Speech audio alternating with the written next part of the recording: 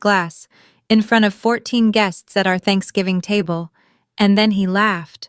A few people followed his lead, and he said it in front of my daughter. Mia was sitting right beside me, 8 years old. She tugged on my sleeve, her voice small, confused. "Mommy, is being a maid a bad thing?"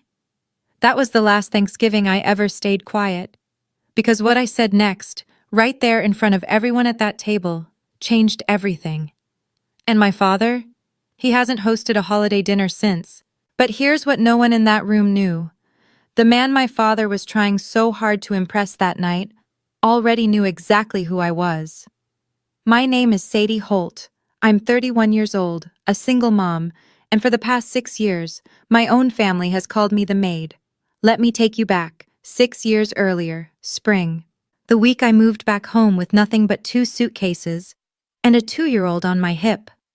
The drive from Richmond to Charlottesville should have taken about 2 hours. It took me almost 3.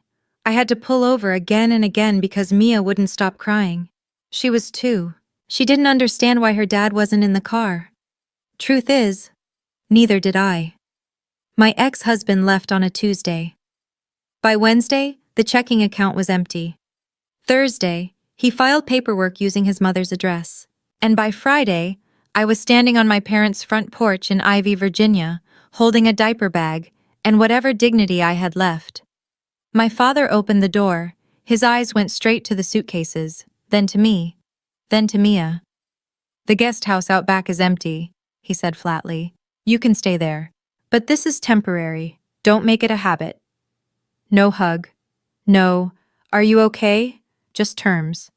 The space he gave me was barely 350 square feet. 1 bedroom, a kitchenette, a bathroom where the shower ran cold after 4 minutes, like clockwork. It sat on my parents' land. No lease, no contract. Just my father's word. At the time, I didn't think that mattered. Within a week, I was out knocking on doors, offering cleaning services. $18 an hour. Cash. A neighbor agreed to watch Mia while I worked. I scrubbed bathrooms, mopped floors, organized closets and pantries for women who were living the life I thought I'd have by now. That same month, my older sister, Claire Holt, finished her dermatology residency. My parents threw a dinner party, 20 guests. I showed up late because I had just come from a job across town, still smelling faintly of bleach. My father didn't miss the opportunity. He stood at the head of the table, smiling, and said loud enough for everyone to hear, "Sorry, Sadie's late. She was busy scrubbing someone's bathtub." A few people laughed. Some shifted uncomfortably. Claire looked down at her plate.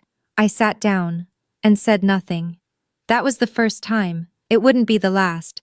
Because the truth is, the jokes didn't start when I moved back home. They started long before I ever left. Growing up, Claire was always the one with opportunities. SAT tutors, summer prep programs, campus tours at places like Duke and UVA. When she got into medical school, my father took out a second mortgage without hesitation. Every dollar she needed, he found it. No questions asked, no limits. But when it was my turn, he sat me down at the kitchen table and said, "Community college is more than enough for someone like you. Someone like me." Even now, I can still hear those words. I went to community college anyway, paid for it myself. Waitressing, babysitting, cleaning the church on weekends. 2 years. Graduated with honors. No one came. Not one person from my family showed up. Every holiday after that followed the same script. Thanksgiving, Christmas, Easter brunch. My father would raise his glass and say, "This is my daughter, Dr. Claire Holt." And then, almost like an afterthought, he'd gesture in my direction. "And this is Sadie." Just Sadie. Not the one who graduated with honors. Not the one raising a child on her own. Just Sadie. My mother, Amy Holt, never corrected him. Not once. When I finally said something about it, she pressed her fingers to her temples and sighed. "Your father just wants the best for both of you. Don't take it so personally." But here's what nobody at that table ever knew. Claire's medical education cost around $400,000.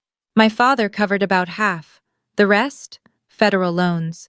Nearly 200,000 in debt, quietly hanging over her life while everyone praised her success. But in the Holt family, image was everything. And my role in that image had already been decided. At least, that's what they believed. It didn't happen all at once.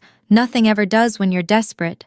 It starts quietly, not with a plan, but with a pattern. By my second year back in Charlottesville, I had cleaned more than 60 homes. And somewhere in between scrubbing floors and organizing closets, I began to notice something. The Shenandoah Valley was filled with second homes, large estates owned by people from DC or Richmond, people who showed up maybe a few times a year and left everything else unattended. Those homes didn't just need cleaning, they needed coordination, oversight, someone to manage landscapers, schedule maintenance, handle guest turnovers, meet contractors at 7 in the morning, and lock up after events that ended past midnight. And the truth? No one was doing it properly. So I stopped thinking like a cleaner, and I started thinking like a business owner. I registered an LLC, built a basic website at 2 in the morning while Mia slept in the next room, named it Blue Haven Property Group. The name sounded bigger than it was. At the time, it was just me, and a secondhand laptop that overheated if I pushed it too hard. That month, I signed my first 3 contracts.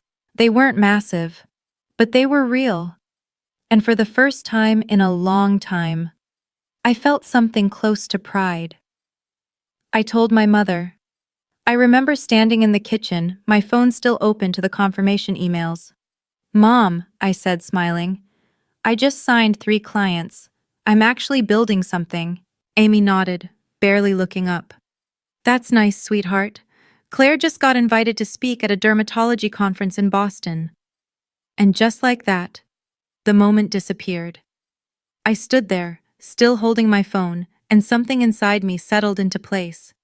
Not suddenly, not dramatically, just permanently. Nothing I built would ever matter in this house. I could have cured cancer. And my mother would have asked if Claire had done it first. That night, after Mia fell asleep, my phone rang. Unknown number, 540 area code. I almost didn't answer. "Hi," the woman said. "This is Evelyn Carter. I'm your father's sister, and I think it's time we talked." I froze, because in our family, that name wasn't just avoided, it was erased. My father didn't have a sister, at least, not in the version of the story he told, but she existed, and apparently, she was calling me. Evelyn Carter had divorced her husband years ago.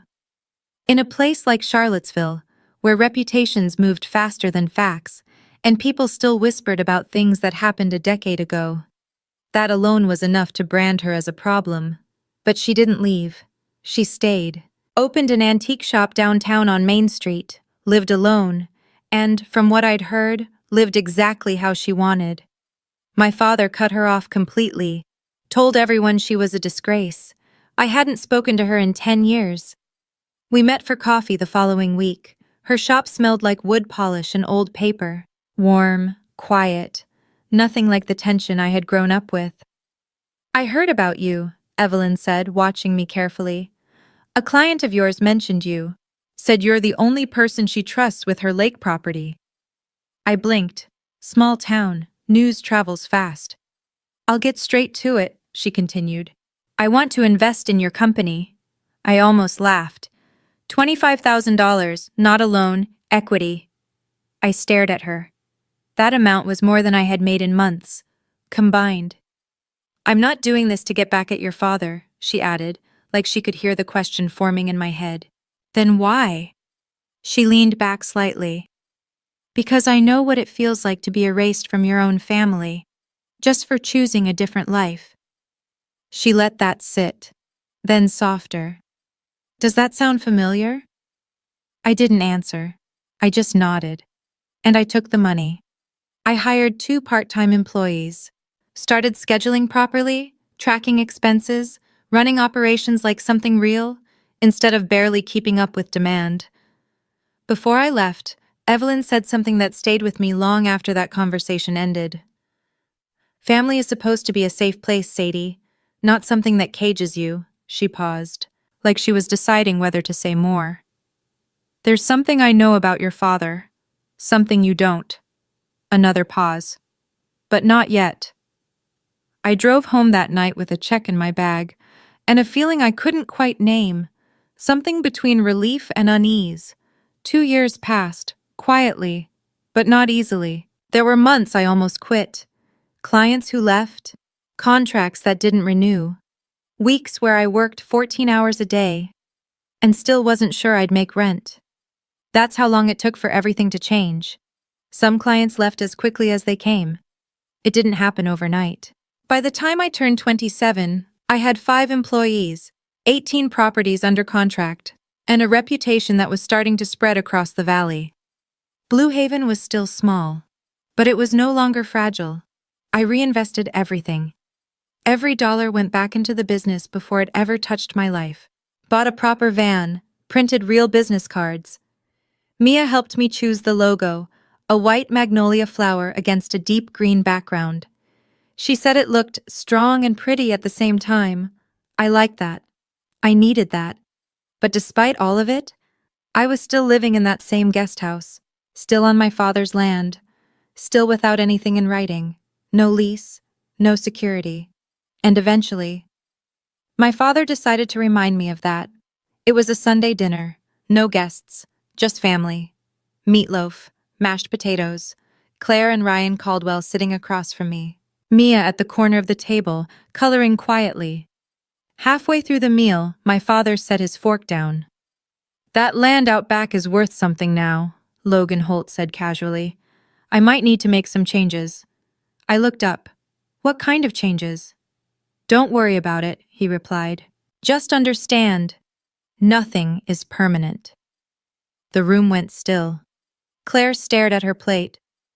Ryan took a slow sip of water. My mother reached for the salt like it required her full attention. No one said a word. Because in this house, when my father spoke like that, it wasn't a discussion, it was a decision. Later that night, after Mia was asleep, my phone rang. My mother. Her voice was tight, controlled, like she was trying to soften something that couldn't be softened. "Someone came to look at the property last week," she said. My chest tightened. "A developer?" A pause. "I don't know. Your father handles those things." "What developer, Mom?" Another pause. Then quickly. "It's probably nothing. I shouldn't have said anything." She hung up. I sat on the edge of my bed in that small guest house. On land I didn't own. In a home I had no rights to. And for the first time, I felt it. Not just uncertainty, not just pressure, but the ground beneath me starting to shift. The next morning, I started looking for a place to rent. Something close to Mia's school. Something I could afford without pulling money out of the business. But Charlottesville isn't an easy place to find housing, especially not something stable. 3-bedroom rentals near Burnley Moran Elementary? Hard to find. And the few that were available cost more than I could justify. Within a week, my mother found out. Of course she did. In a town like this, nothing stays private. The realtor I contacted? A friend of hers. The call came at 8 in the morning. "Sadie, you're looking at apartments?" Her voice trembled. "You're planning to take Mia away from us?" "I'm not taking her away from anyone. Your father is going to be devastated after everything we've done for you." I almost asked, "What exactly have you done for me?" But I didn't, because I already knew the answer wouldn't matter. That evening, my father called. No warning, no build-up, just his voice on the phone, flat, controlled, final. "If you move out, you're completely on your own." No emotion, no hesitation. "Don't expect us to watch Mia on weekends. Don't expect to be invited for holidays." I tightened my grip on the phone. "Are you serious?" "I'm being practical." Of course he was. He always knew exactly where to press. Mia called my parents every single night before bed. She drew pictures of her grandfather's garden. She counted the days until she could see them again. And he knew. Taking that away from her wasn't something I would do lightly. So I stopped searching. Not because I was weak, but because I understood the timing mattered. Leaving too early would cost me everything I had spent 2 years building. In a place like Charlottesville, reputation travels faster than truth. And Logan Holt was respected. If I walked away, he would control the narrative. The ungrateful daughter. The one who took their granddaughter away. And that story? It would reach every potential client within miles before I ever had the chance to explain otherwise. So I stayed. Not permanently. Just long enough. Long enough that when I did leave, I wouldn't need anything from him. Not his land, not his support, not his version of who I was. That moment hadn't come yet, but I could feel it getting closer. The first cracks didn't show in me, they showed in Mia. Her teacher called me in on a Wednesday afternoon. Mrs. Collins, kind, patient. The kind of woman who had spent decades shaping children with quiet consistency. Mia's been withdrawn at lunch, she said gently. The other kids asked what you do for work, and she didn't answer. She just shrugged. I sat there in that small plastic chair, staring at the edge of her desk, and felt something inside me split open. My daughter, 8 years old, already learning to be embarrassed of me. That night, after I tucked her into bed, she looked up at me. "Mommy, do you like your job?" I smiled softly. "I love my job, baby." She hesitated. "Then why does Grandpa say it like it's something bad?" I brushed her hair back, kissed her forehead, and turned off the light. I didn't answer. Because I didn't know how to explain something I had spent years trying to ignore. I walked into the kitchen, sat down at the table, and stared at nothing for almost an hour. That was the moment it shifted. This wasn't about me anymore. It wasn't about pride or dignity or proving anything to my parents. This was about Mia. Because my father's words, his jokes, his tone, his constant little performances, they weren't just landing on me anymore. They were shaping her. She was 8, and she was already learning that her mother wasn't someone to be proud of. That same week, an email came through. A new development project in the valley. 12 luxury vacation homes, full-service property management, annual contract value over $500,000, enough to double my revenue, enough to expand the team, enough to finally leave that guest house behind for good. I called Evelyn Carter that night, told her everything, about the opportunity, about Mia, about what was happening. She didn't interrupt, just listened. Then, after a long pause, she said quietly, "Fear is like a landlord, Sadie, and the longer you stay, the more it costs you." I didn't sleep much that night, but by morning, I knew what I had to do. I picked up the phone, dialed the number listed on the proposal. 2 rings. A voice answered, calm, measured, confident. "This is Victor Langford, Langford Development Group. How can I help you?" I took a breath, and I pitched. He didn't say yes right away. He didn't say no either. "Send me your portfolio," he said. So I did. Everything I had, property photos, client testimonials, maintenance reports. I organized it like someone who understood that this wasn't just an opportunity. It was a turning point. 3 days later, my phone rang. Victor again. I asked around, he said. 3 separate property owners gave me the same answer. If you want it done right, you call Blue Haven. I closed my eyes for a second. Let that land. "We should meet," he added. We met that Monday at his office in Staunton. I wore the only blazer I owned, still faintly smelled like dry cleaner chemicals. He shook my hand, looked me directly in the eye, and said, "You're exactly who we've been looking for. Let's move forward." I signed a 2-year contract for the first 3 properties, phase 1 of his development. Just like that. Blue Haven stopped being a one-woman operation and became something real. I hired 4 new employees that same month, structured the business properly, put systems in place. For the first time, I wasn't catching up. I was leading. And then, at home, everything shifted again. My father called me into his study. The room smelled like tobacco and leather, the same room where decisions were made, and rarely questioned. "I need you to sign something," he said. I stepped closer. "What is it?" "A move-out agreement. You'll be out of the guest house by March." I blinked. "That's 4 months away." "Plenty of time." I picked up the document. Legal formatting, official letterhead, a bold date printed at the top. I looked up. "Why?" He leaned back in his chair, calm, unmoved. "Because it's my property." No explanation, no discussion, just authority. I looked back down at the papers. And that's when I noticed it. The law firm listed at the bottom. Not a family attorney. A commercial real estate firm. My chest tightened. This wasn't just about me leaving, this was bigger. Someone was buying the land. "I'm not signing this tonight," I said evenly. "I'll review it first." I set the document down, turned, and walked out. My hands didn't shake, but my heart was racing. The next morning my mother called. Of course she did. Her approach was always softer. That was what made it harder. She invited me over for tea, chamomile, the good china, gold-rimmed cups she only brought out when she wanted something. A performance wrapped in politeness. "Your father is under a lot of pressure," she said, her voice carefully measured. "Some of his investments haven't gone well. He needs to sell the land." I stared at her. "Then why didn't he just tell me?" "We are telling you," she replied. "You're just choosing not to hear it." I set my cup down. Slowly.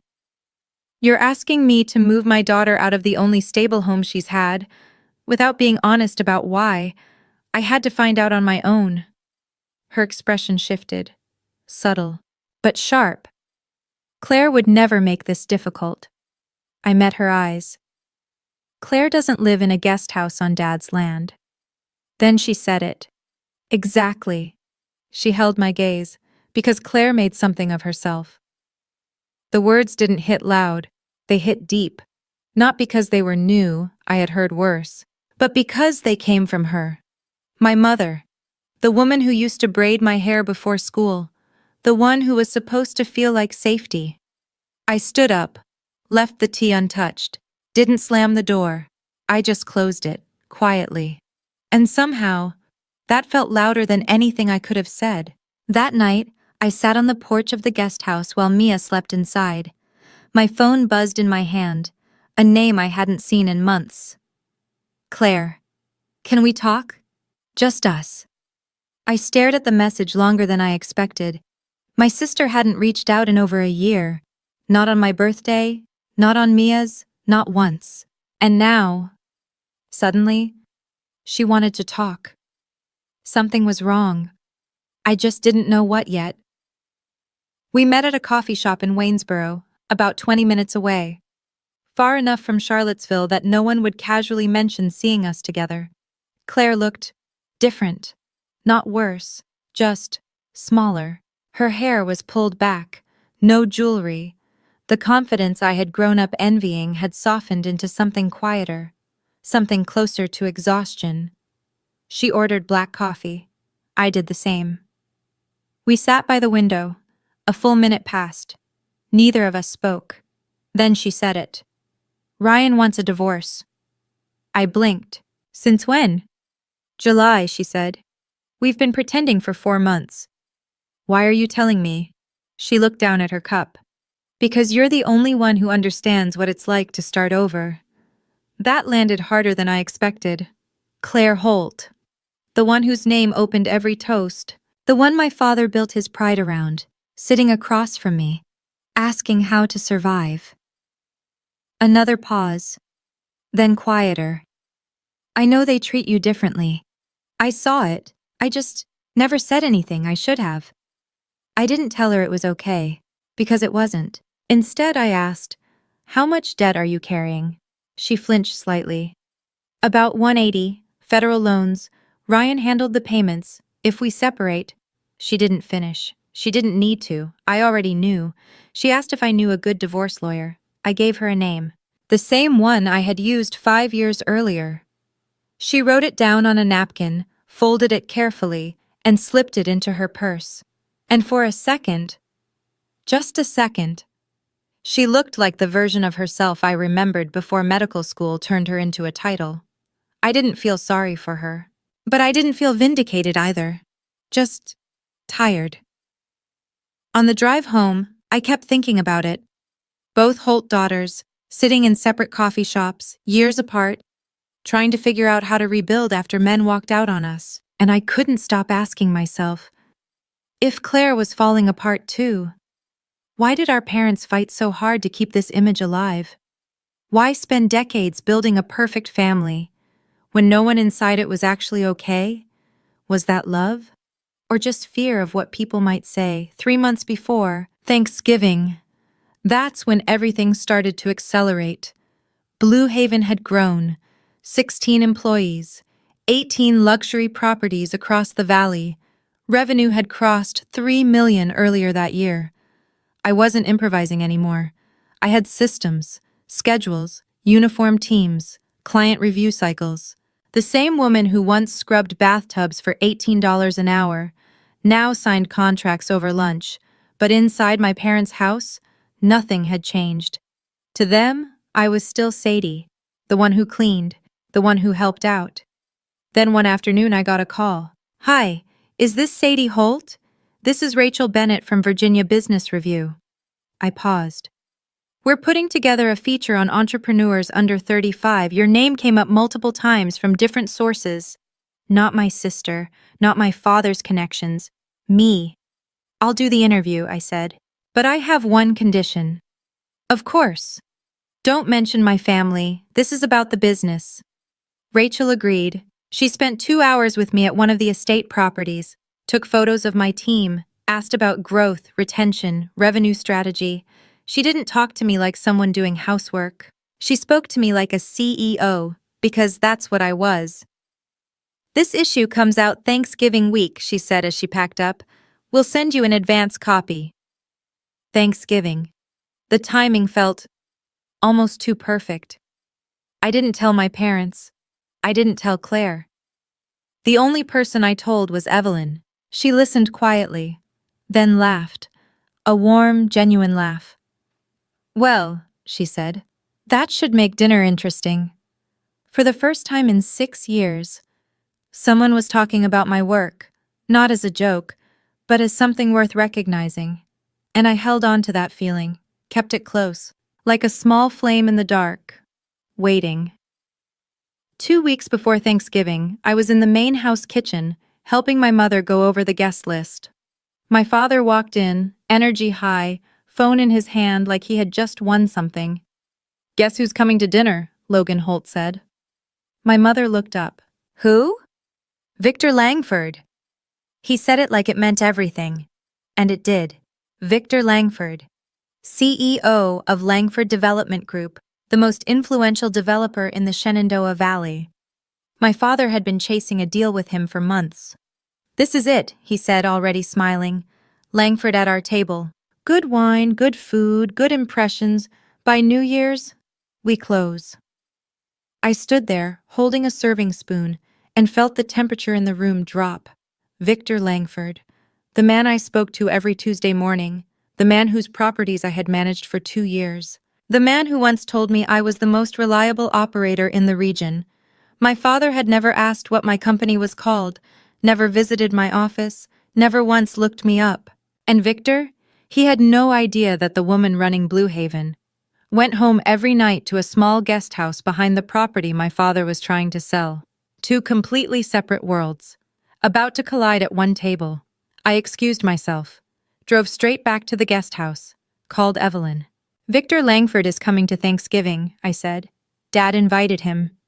Silence, then a slow exhale. "Well," she said, "this is going to be interesting." "What do I do?" "Nothing," she replied calmly. "You don't have to do anything." A pause, then, "The truth has a way of showing up on its own." And then, almost casually, "I have plans for Thanksgiving this year." I didn't ask. I should have. The Monday before Thanksgiving, my father called me into his study again. This time, the document on his desk was different. Thicker, stamped, official. A move-out agreement. Deadline, March 1st. Sign this by Thanksgiving, he said, standing behind his desk. After that, I involve a lawyer. He didn't sit. He stood there like a man who had already decided how this would end. I picked up the documents and read them carefully. Move-out terms.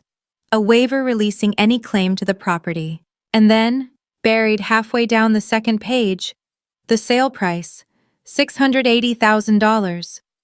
My chest tightened. My father wasn't just asking me to leave, he was selling the land I lived on, the land Mia called home. I flipped to the final page, and there it was. The buyer, Langford Development Group. Everything inside me dropped. Fast, hard. For a second, I thought I might actually be sick. My father was selling the property to my biggest client, the same man he had invited to Thanksgiving, the same man who had no idea that the empty guest house being included in that deal was occupied by me, by my daughter, every single night. I looked up at Logan Holt. He met my eyes, calm, unshaken, like a man who had already decided the outcome. You told Victor the guest house was empty. I didn't phrase it as a question. It will be, he said. Because you're leaving. You mean because you're forcing me out? Because I'm making a business decision. Of course he was. I placed the papers back on his desk. Didn't sign, didn't argue, didn't raise my voice. I just turned and walked toward the door. Sadie, his tone sharpened. Don't make this more difficult than it needs to be. My hand paused on the handle. Then I opened the door. I'm not the one making this difficult, Dad. I walked back to the guest house, closed the door behind me, sat down on the floor, and started making calls. My accountant, my lawyer, then Evelyn. Thanksgiving was 5 days away, and for the first time in 6 years, I wasn't dreading it. I was ready. That morning, the house smelled like cinnamon, rosemary, and something heavier, something I couldn't quite name. Maybe anticipation, maybe dread. I woke up early, dressed Mia in her green corduroy dress, the one with the tiny stitched leaves along the hem. She spun in front of the mirror, smiling. Do I look pretty, Mommy? I smiled back. You look perfect, she hesitated. Will Grandpa be nice today? I knelt down in front of her, tucked a loose strand of hair behind her ear. I don't know, baby, but I'll be right next to you the whole time. By 9 o'clock, I was already in my parents' kitchen, apron on, hair tied back, hands deep in a turkey, just like every year. My mother had assigned me to cook, because, as always, Claire needs time to get ready, as if preparing a full Thanksgiving meal for 14 people wasn't something worth getting ready for. Claire arrived just before noon. Perfect hair, pearl earrings, cream cashmere. She looked exactly the way my mother wanted her to look. Ryan Caldwell followed a few steps behind her, quiet, carrying a bottle of wine like it weighed more than it should, like he already knew something was ending. Guests began to arrive, one by one, neighbors, relatives, church acquaintances. By 12:30 the driveway filled, and then a black SUV pulled in. I felt it before I even saw it. Victor Langford, and his wife, Sophia. My father moved fast, faster than I'd seen him move in years. Out the door, handshake, smile, clap on the shoulder. Victor, welcome, welcome. We're honored to have you here. Victor stepped inside, calm, polished.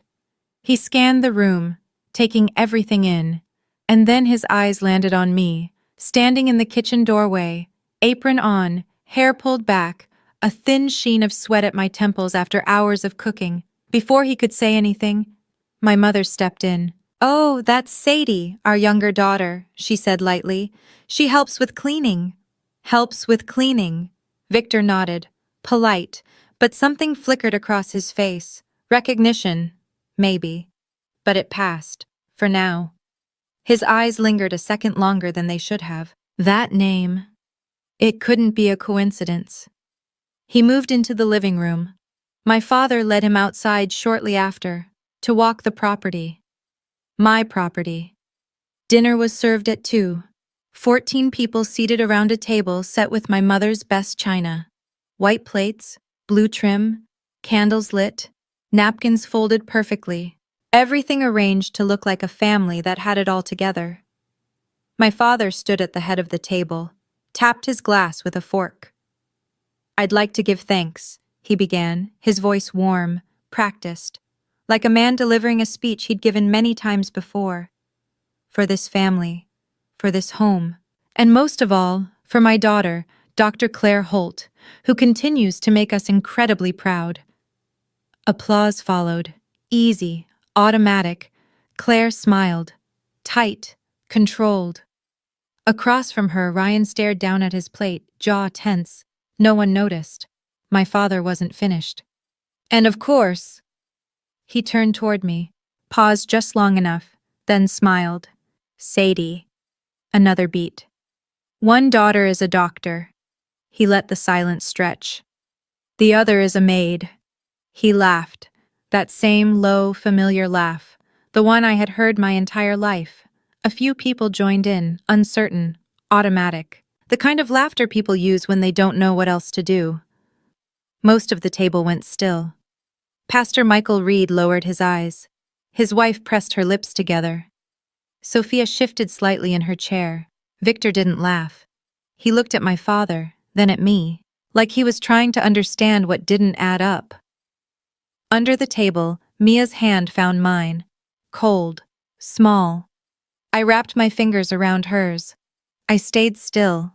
Not yet. But I felt it. Victor's attention lingered on me longer than it should have. Like he was close to figuring something out. He hadn't figured it out yet, but he was close. After dinner, once the plates were cleared and dessert had been passed around, my mother stood, glass in hand, poised, like she was about to accept an award. "I'd like to say a few words," she said, her voice soft, polished. "To Claire, the heart of this family, we are so incredibly blessed." She didn't say my name. She didn't look at me. She didn't mention Mia. Around the table, people murmured approval. Glasses clinked. Smiles turned toward Claire, who, by now, looked like she wanted to disappear into the walls. And then, in the quiet that followed, a small voice broke through. "Mommy?" Mia, right beside me, her eyes wide, shiny with confusion. "Why does Grandpa say you're just a maid?" Everything stopped. Forks hovered midair, breaths held. Time paused. "Is being a maid bad?" 8 years old, asking, in front of 14 adults, whether her mother's work made her less than. My mother reacted first. "Mia, sweetheart," she said quickly, "Grandpa was only joking." Mia looked at her, but no one laughed, no one moved. Silence settled over the table. Heavy, unavoidable. I looked at my daughter, this small, honest, fearless person, who had just said out loud what no one else in that room had the courage to say. I looked at Victor Langford. He was watching, not confused, not amused, something else, something sharper.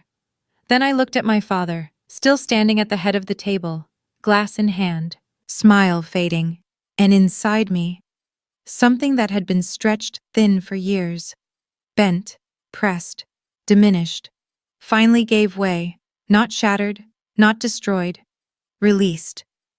I set my napkin down, slowly, pushed my chair back, the legs scraped against the hardwood, every head turned. I stood up, looked at Mia first, and then I spoke. "Mia, being a maid is not a bad thing. Any honest work is good work." My voice was steady, calm, measured. Not the voice I used to have in this house, the voice I use now. But since Grandpa brought it up, I let the words hang for just a moment. "Let me tell you what your mom actually does." My father's smile disappeared. "Sadie, sit down. This isn't the time." "You made it the time, Dad." I didn't raise my voice. I didn't need to. You stood in front of 14 people and defined me. Now I get to define myself. The air shifted. Tight.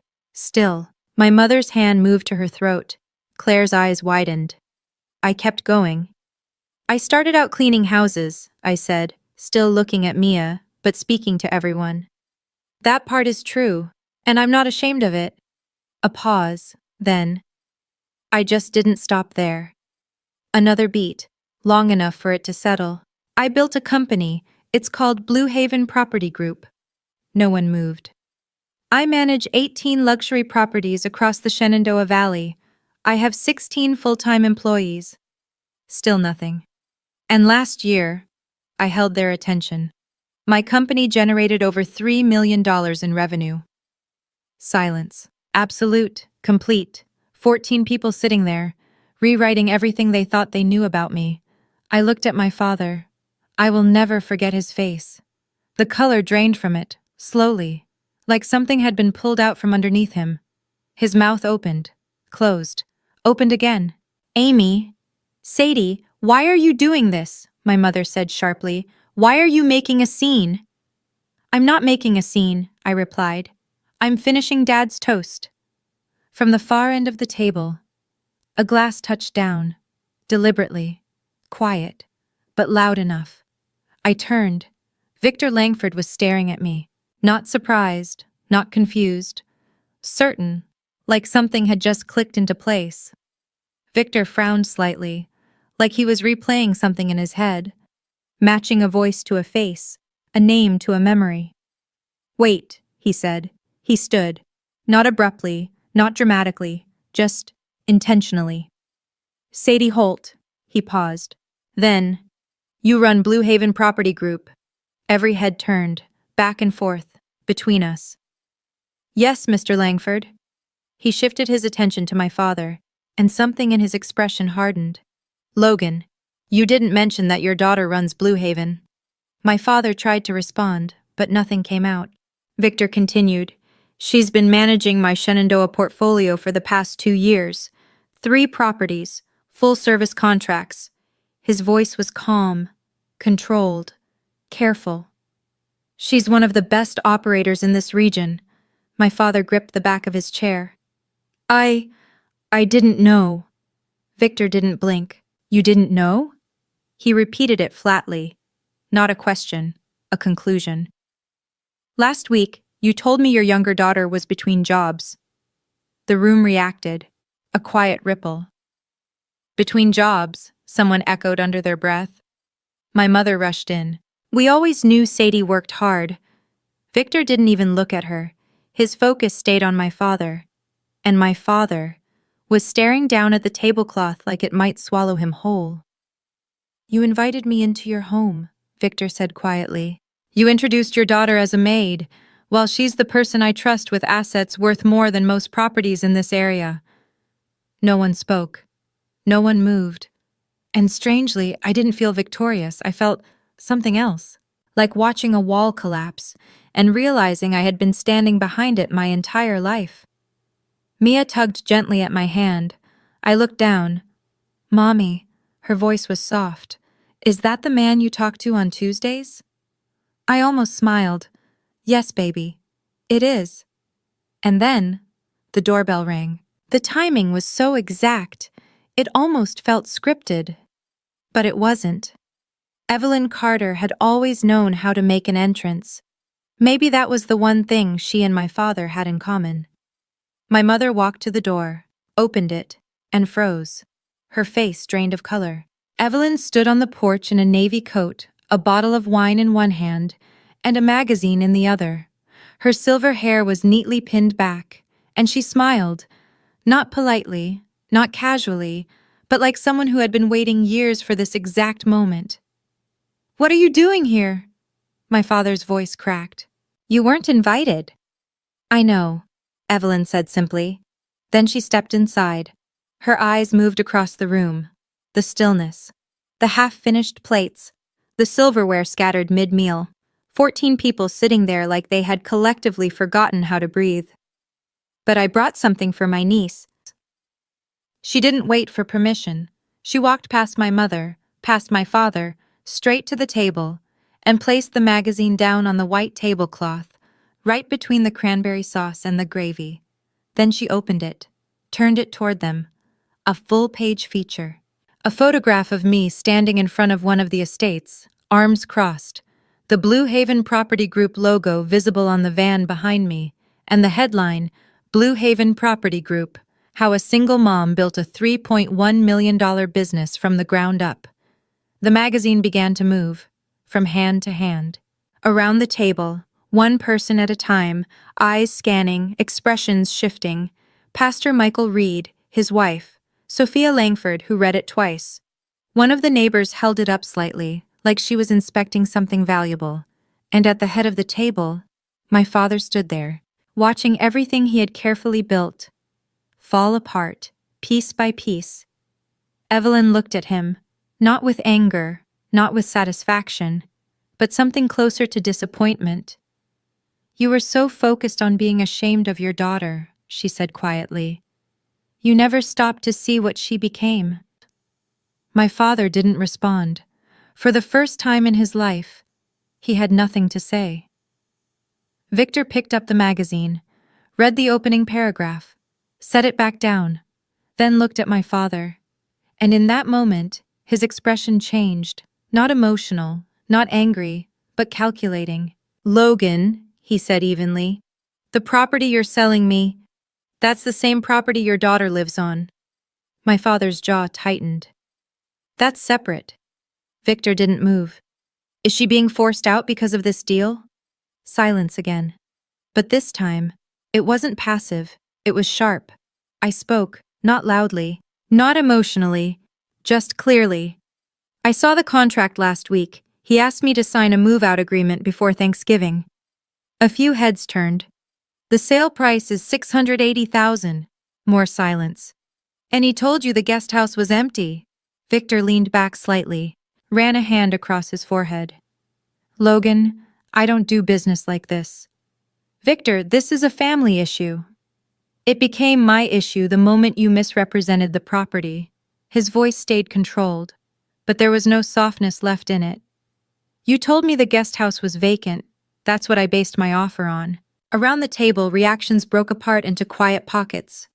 Whispers, side glances, unspoken judgments. One couple leaned toward each other, murmuring. Another just stared, like they were watching something collapse in slow motion. And then, from the far end of the table, Ryan Caldwell spoke. "I'm sorry," he said, voice rough, like he hadn't used it in days. "But this isn't right. None of this is right." Claire looked at him, and for a moment, something passed between them. Not love, not forgiveness, but recognition. Maybe even the memory of what they used to be. She reached under the table, took his hand. The room didn't explode. There was no shouting, no chaos, just something quieter, heavier. Truth, standing in the middle of the table, refusing to be ignored. Victor stood, buttoned his jacket, a small movement, but final. "Logan," he said, calm and precise, "I'm going to pause our discussions regarding the property. Professional, controlled, decisive. I need time to reconsider." Everyone understood what that meant. Pause. Was over. My father tried. "Victor, we can discuss this privately." Victor adjusted his cuffs.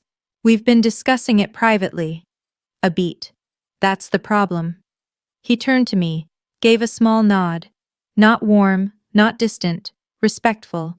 One professional to another. "Sadie, I'll call you Monday. We have work ahead of us." "Yes, sir, thank you." He placed a hand lightly on Sophia's back. She stood, collected her purse, and together, they walked out, without looking back. Within minutes, others followed. Excuses came quickly, too quickly. Early morning. Long drive. Headache. One by one, the table emptied, until 14 became 6. And then, just silence. My father remained seated at the head of the table, his glass still full, his plate untouched. The man who had started the evening with a speech, now sat in a quiet so deep you could almost hear the candles burning down. $680,000 gone. His reputation, in a town where reputation meant everything, cracked beyond repair. And not because I attacked him, not because I tried to embarrass him, but because I told the truth, and the truth didn't stay buried. It never does. When it's been ignored for too long, it steps forward and makes itself known.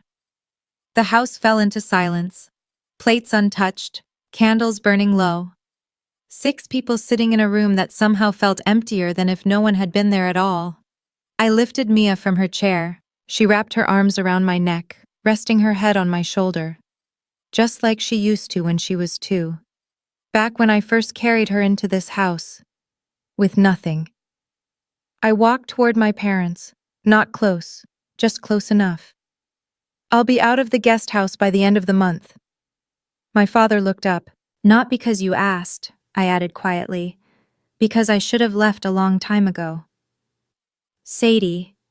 His voice was different, smaller than I had ever heard it. I'm not angry, Dad, I said. I'm just done waiting for you to see me. My mother's face collapsed. The tears came, real ones, not the kind she used to manage situations. But for the first time in my life, I didn't move to comfort her. I didn't fix it. I didn't soften it. I looked at Claire. She sat still, hands flat on the table, mascara slightly smudged, Ryan's arm still resting near hers. She met my eyes and nodded, just once. No words, none needed.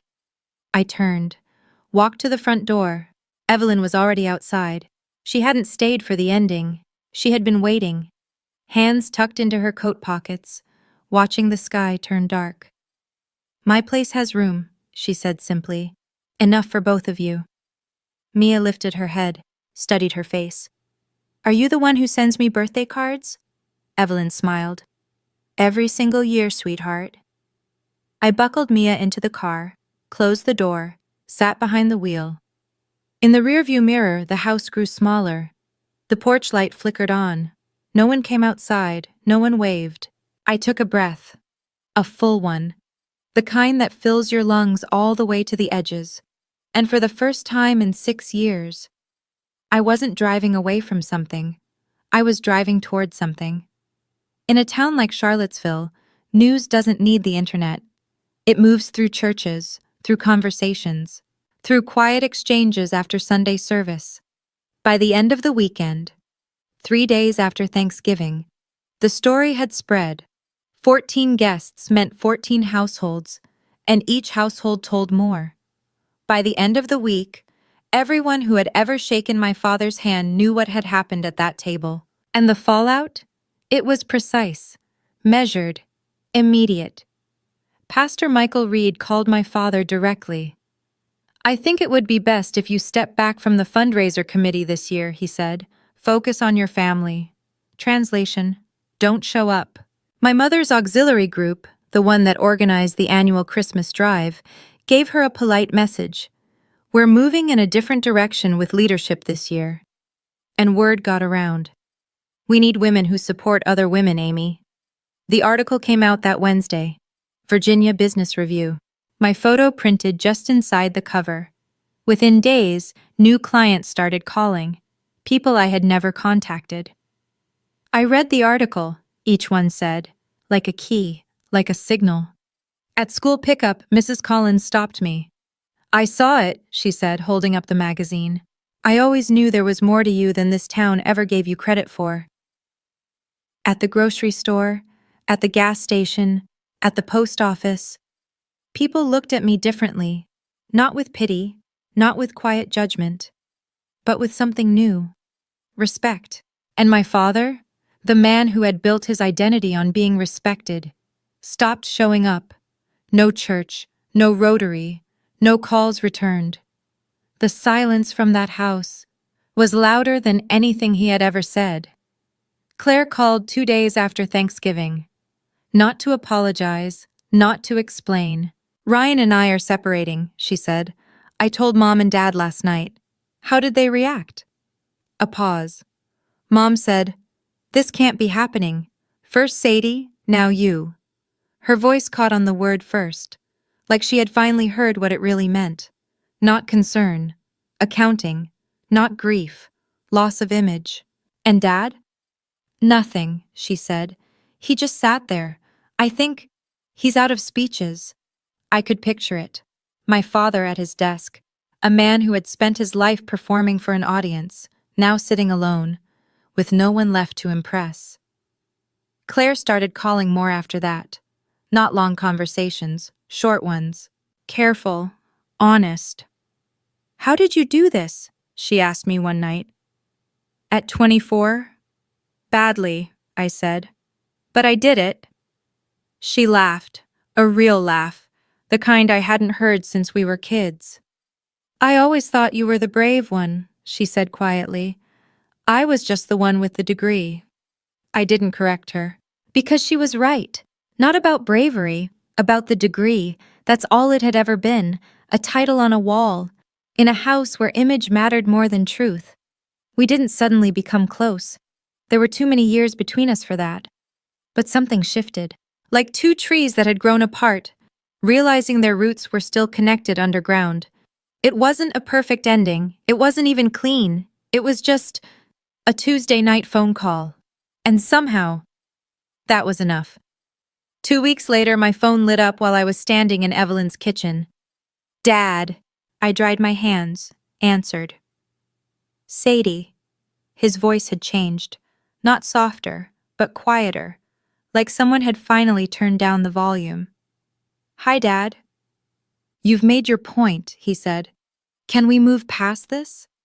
I leaned against the counter. Move past what? Thanksgiving. That wasn't a moment, Dad, I said. That was 14 people watching you humiliate your daughter while she cooked for you, in front of her child.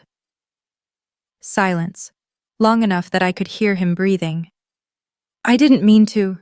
You didn't mean to get caught, I said. There's a difference. More silence. Somewhere in the background, I could hear a clock ticking. The deal fell through, he said finally. Victor pulled out. I know. I'm in trouble, Sadie, financially. I closed my eyes. Part of me wanted to help. The part of me that was still his daughter. The part that remembered him running behind my bike in that driveway, one hand steady on the seat until I could balance. But I wasn't going to save a man who had spent 6 years pulling me under. When you're ready to talk, really talk, I'll be here, I said. My voice stayed even.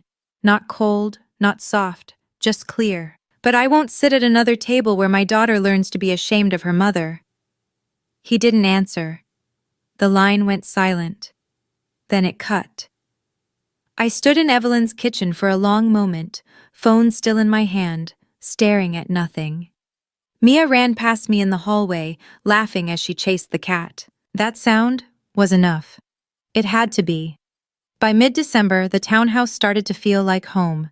2 bedrooms on Maple Street, 8 minutes from Mia's school, 10 from the Blue Haven office. Nothing fancy, but it was ours. The first morning, Mia walked into the kitchen in her pajamas, holding a stack of photos she'd taken from the family album. The cottage, the garden, the old porch. She picked one and taped it to the fridge.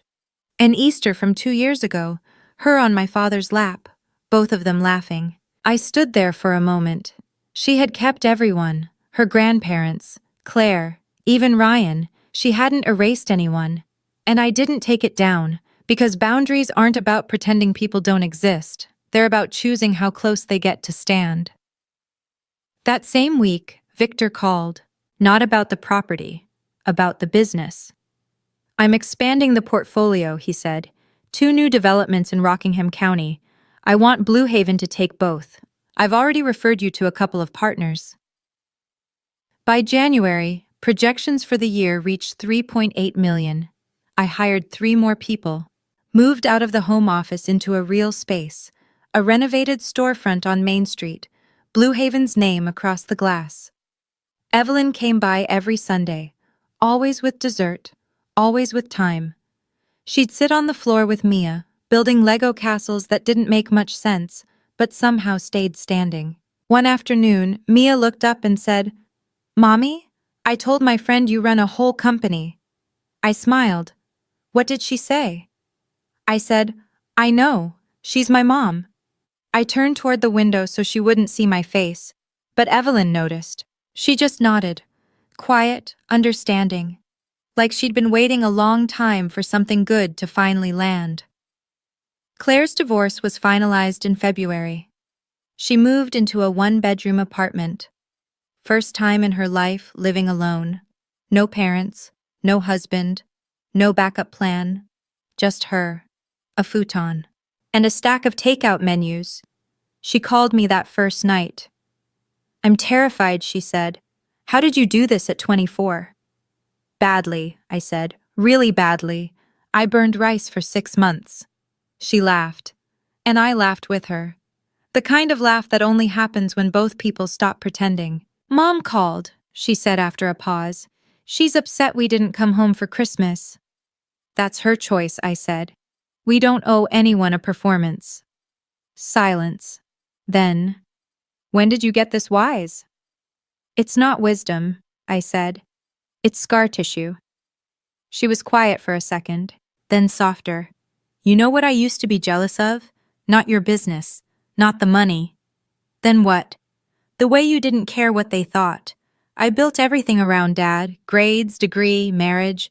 Every decision was for him, and you were just living. I cared, I said. I just ran out of room to show it. We talked for another hour. About nothing. About everything. Mia's school, her patients, a lemon chicken recipe neither of us could get right. It wasn't perfect, but it was real. And it was the most honest conversation we'd ever had. The letter came in March.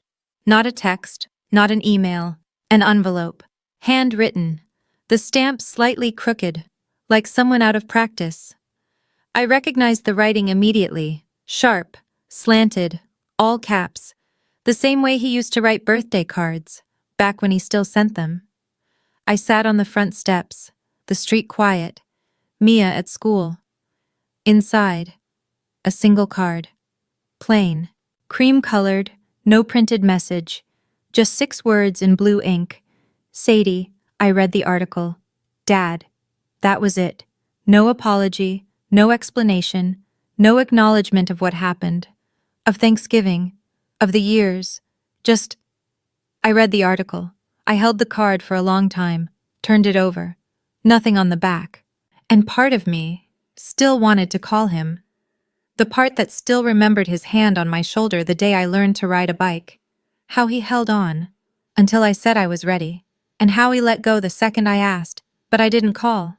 I placed the card on the kitchen table, beside a vase of magnolias Evelyn had brought the day before. I didn't throw it away. I didn't frame it. I just left it there. Like a door slightly open, not fully unlocked. Maybe it would take years. Maybe it would never happen. A real conversation, a real apology. The kind that doesn't begin with, can we move on? But with, I understand what I did. But my peace doesn't depend on his timing anymore. Those 6 words weren't enough. But they were his first, and I don't need a second to move forward. I used to believe that if I worked hard enough, if I became successful enough, my parents would change. Like there was some number, a revenue milestone, a magazine feature, a title impressive enough, that would finally earn their approval. But here's what I've learned. You can spend years trying to become enough for people who already decided you never would be. And that chase will quietly cost you everything, your time, your confidence, your sense of self.